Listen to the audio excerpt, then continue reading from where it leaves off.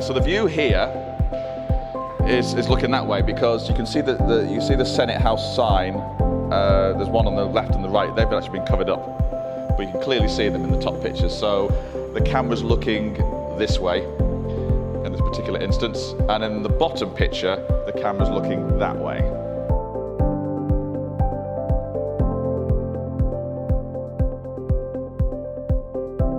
This is Justice League, yes.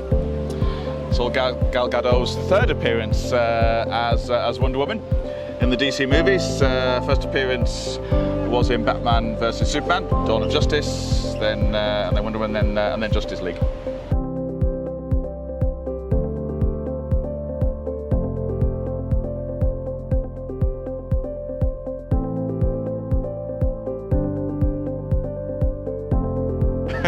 Okay, so yes, this is the final location. This is the end of the tour. I hope you enjoyed the tour and enjoy the rest of the great weather. Okay, Thank you very much. Take care. Thank you. Thank you very much. Take care. Thanks a lot. Thank you. Thanks a lot. Take care.